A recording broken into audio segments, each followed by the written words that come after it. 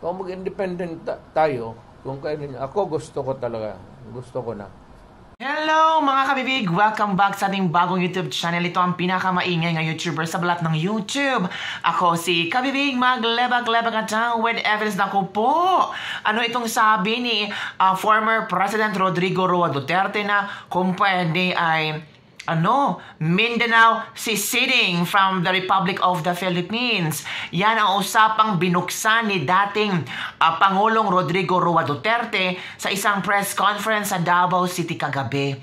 Nga kung pwede, hindi na sila gusto maging miyembro ng Pilipinas. Hoy! Pangulong Duterte, wag naman gano'n. Pero marami mga netizen na sabi, oo nga, sa Mindanao lang kami titira, maganda doon. Parang ang kapayapaan nandoon sa Mindanao.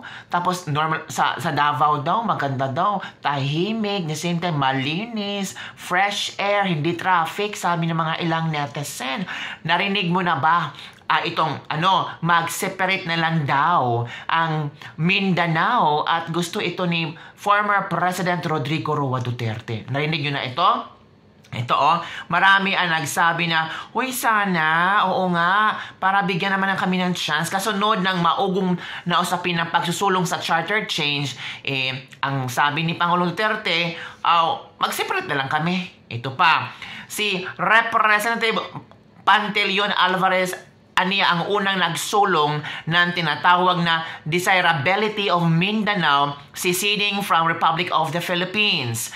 Hindi naman rebellion, hindi yan sedisyon. There is a process in that. And I think before UN, where you would gather signatures from all sorts of Mindanao, magpirma. Hala ka, magpapirma na naman sila, oy, para ang Mindanao ay aalis na sa Republic of the Philippines. Verified under oath in the presence of so many people, decide that we want to separate. Ala, magsiseparate na.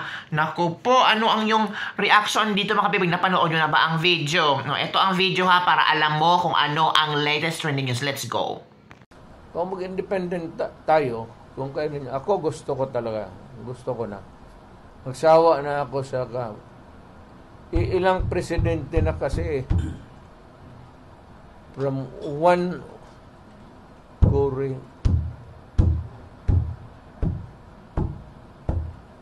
wala nangyari sa Pilipinas. By the way, there will be a sort of a regrouping in the political arena dito sa Davao.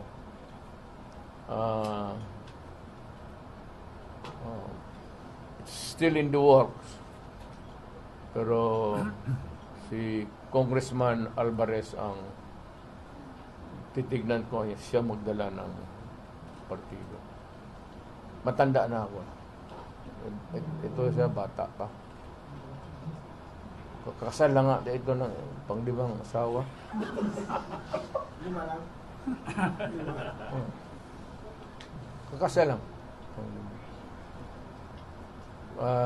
We will try to figure out na we can be at least in Davao, kung hindi naman lahat, meron kahit isang boses lang.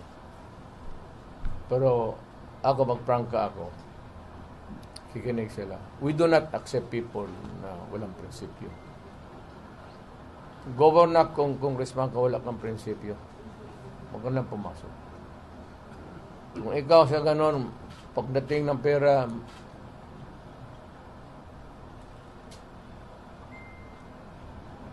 mahirap yan. Ito naman PDP, at it's more of a thing, but ang PDP has nagtataka ako nitong PDP sa Cagayan, June, the birthplace of PDP. Doon yung mga mautak ng sila Pimentel.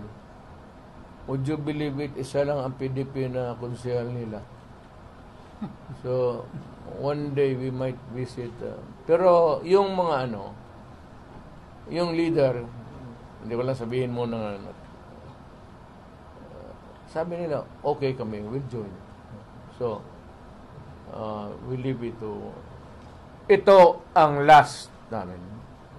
Kaya ko si Bebot ang pinapadala ko.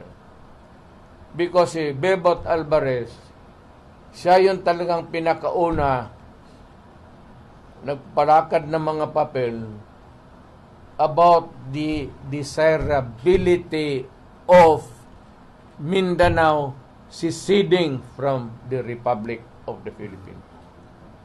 Siya yung nanguna talaga.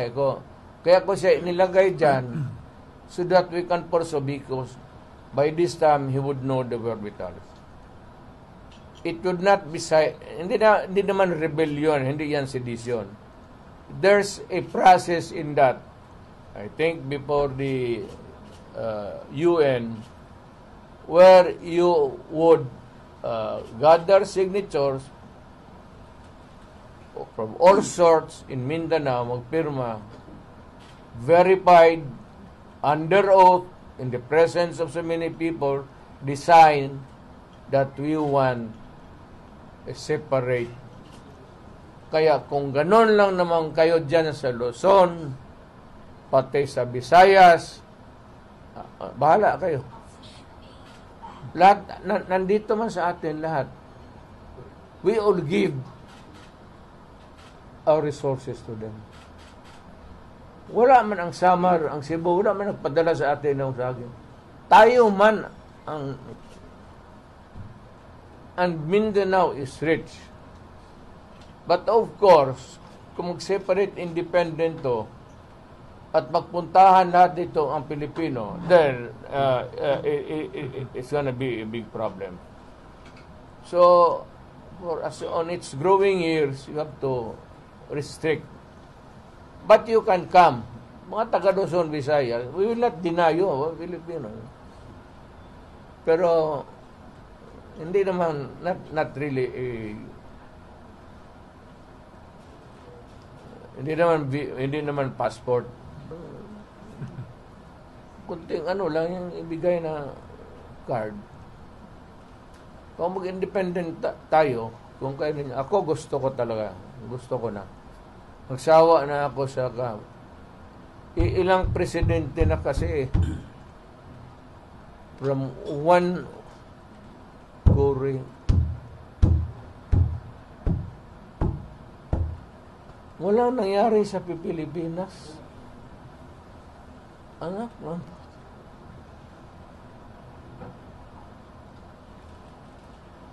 Walang nangyari sa Pilipinas.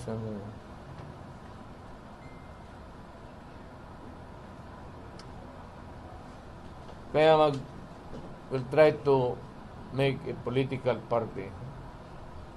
Ako, in front of Bebot now, I would insist na kukuha tayo ng mga partido na mga party mates na at least may, hindi naman yung prinsipyo the highfalutin thing about marunong magtingin. Saka hindi yung convenience na isang liparan lang dito. But I do not really, wala akong masabi dyan sa mga congressman na pagkatapos for PDP yan, pagkatapos takbo na kaago doon sa lakas. Okay lang. Pati yung mga tao ko, ubos. Pero yung anak ko, pati si Ungab, I understand. Pero, kaya sabi ko, hindi tayo magkaintindihan.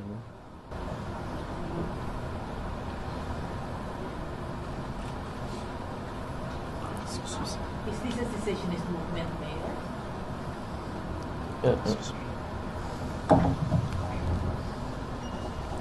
Again? Is this a secessionist movement because you wanted to cut out from... No.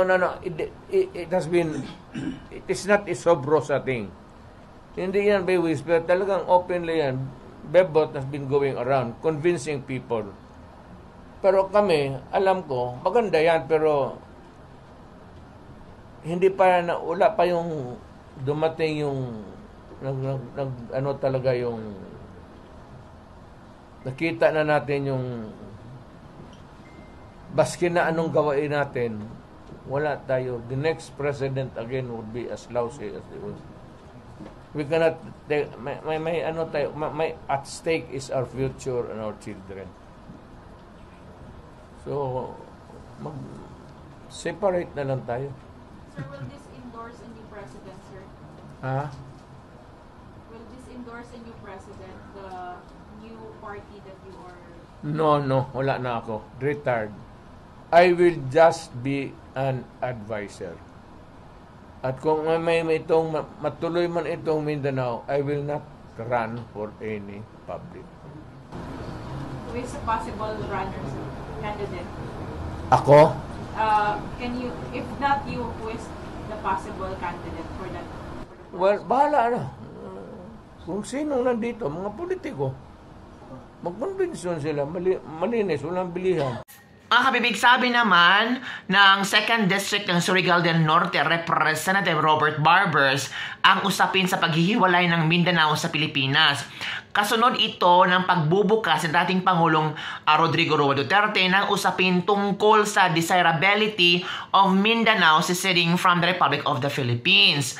Sabi ni 2nd District Surigao del Norte Representative Robert Barbers, perhaps for the longest time, ang ating island sa Mindanao have been at the end of the minimal attention from the national government. I'm not saying it's happening now. In fact, nag-improve at gumaganda. Pero sa punto ng secession or i-separate natin, teka muna, ako personally gusto kong pag-aralan muna, sabi ng mambabatas. Which is true naman, hindi naman agad-agad na tawag doon, separate sila. Pero sabi naman ni Digong Duterte na pwede naman daw na hindi ito rebellion, hindi ito sedition, kundi there's a process. And I think UN daw ay ang tawag dito, where you would gather some signatures from the people kung okay ba sa kanila na mag-separate ang Mindanao sa Pilipinas, tapos i-verify daw under oath in the presence of so many people na pwedeng mangyari iyon. Diba mga kabibig?